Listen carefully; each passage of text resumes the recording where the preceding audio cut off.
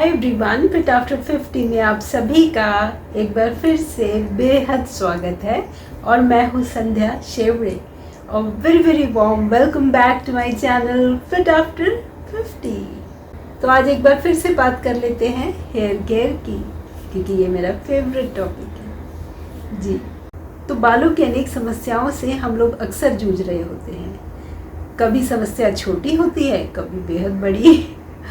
अब चाहे बालों का झड़ना हो, उनकी ग्रोथ कम हो रही है, हेयर फॉल बहुत हो रहा है, बाल रूखे और बेजान दिखाई देते हैं, बाल असमय सफ़ेद हो रहे हैं, कितनी सारी परेशानियां हैं, है ना।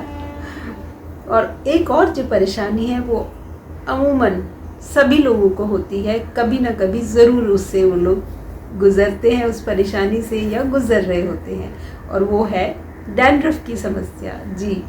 डैंड्रफ या रूसी जिसको हम हिंदी में कहते हैं।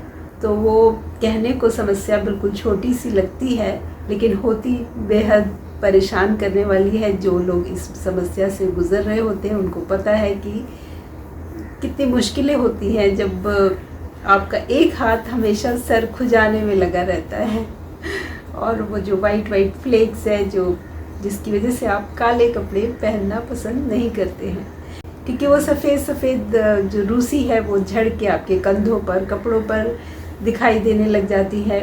कई बार आप देख रहे होते हैं खुजा के कि कितनी रूसी गिर रही है, करते हैं ना, किया है ना ये सब जी।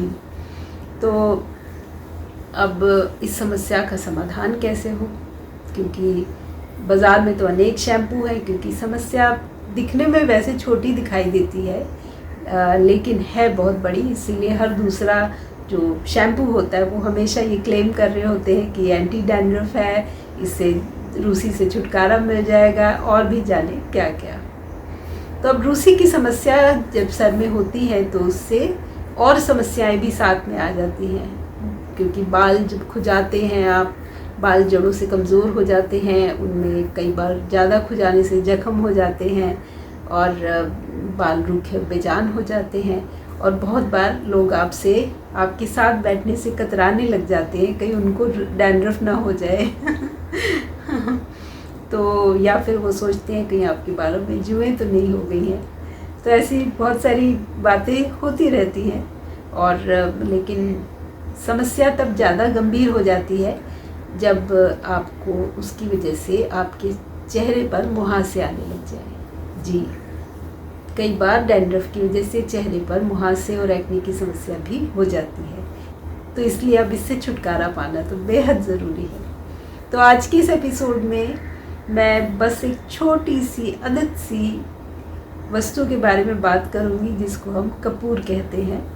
हिंदी में कपूर कहते हैं, तमिल में कपूरम कहते हैं, मराठी में उसे कापुर बोलते हैं, और इंग्लिश में उसे कैम्फर बोलते हैं जी। इतने सारे नाम हैं उसके, और बिल्कुल सस्ती सी चीज़ है, हर समय हर जगह मिल जाती है, जिसको इस्तेमाल करना बेहद ही आसान है।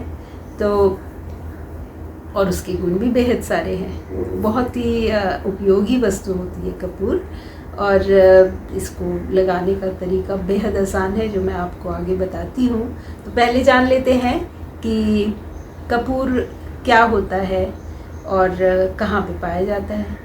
तो कपूर दो तरीके के होते हैं, एक होता है ऑर्गेनिक प्राकृतिक कपूर, और दूसरा होता है सिंथेटिक। ऑर्गेनिक या प्राकृतिक कपूर को भीमसेनी कपूर भी कहा जाता है, और इसका जो रंग रूप है वो थोड़ा क्रिस्टल की तरह दिखाई देता है, कोई शेप नहीं होती है, और कांच के एकदम ट्रांसपेरेंट से जो टुकड़े होते हैं उसकी तरह ये दिखाई देता है।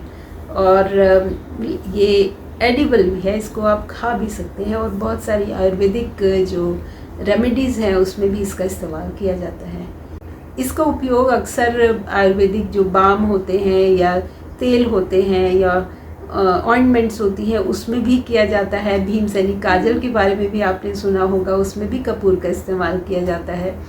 और इसका इस्तेमाल हम बालों में डैंड्रफ को भगाने के लिए भी कर सकते हैं, क्योंकि एक तो ये प्राकृतिक है, कोई इसमें केमिकल्स नहीं है, तो इसलिए भीमसेनी कपूर का इस्तेमाल हम आज की इस रेमेडी में करेंगे।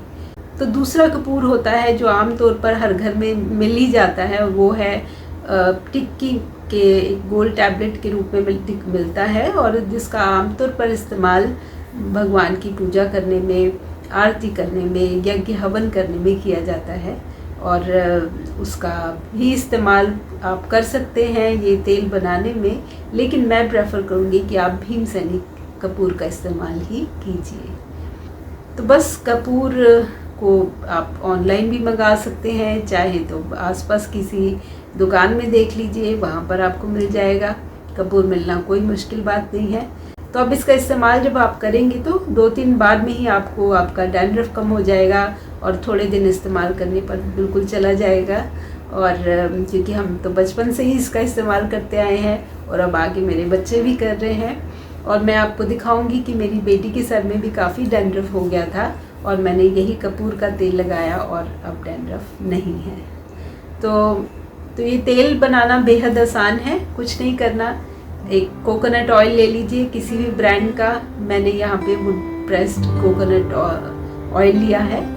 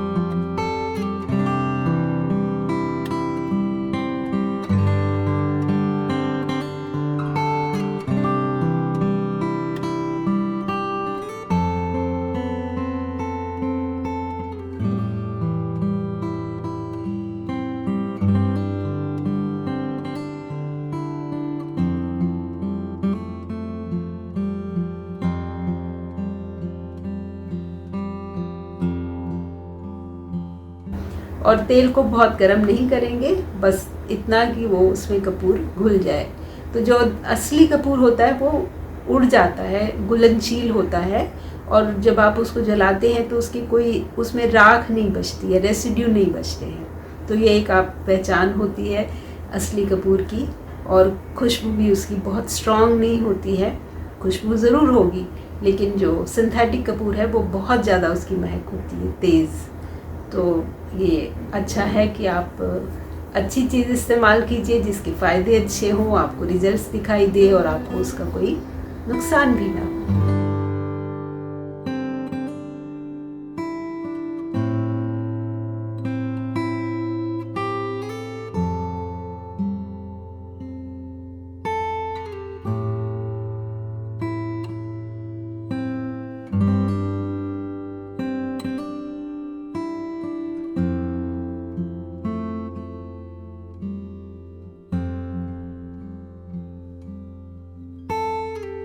तो बस इतना इजी सी रेमेडी है, उसको बना के रख लीजिए और आप इस्तेमाल कीजिए। बालों की रूप रंगत निखरेगी, डैंड्रफ से तो छुटकारा मिलेगा ही, उसके अलावा आपकी जो जड़ें हैं वो मजबूत हो जाएंगी, बालों में एक चमक आ जाएगी, बालों में बढ़ोतरी होगी, लंबे होंगे, ग्रोथ बढ़ जाएगी।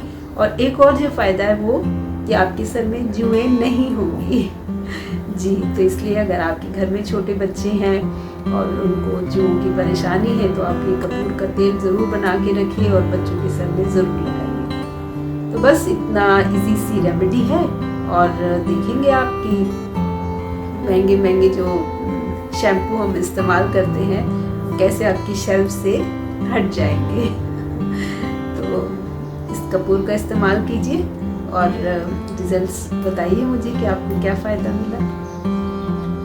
तो बस इसी के साथ ये एपिसोड यहीं ख़त्म करते हैं। अगले एपिसोड में फिर मिलूंगी किसी नई रेमेडी के साथ। तब तक के लिए bye bye and take care.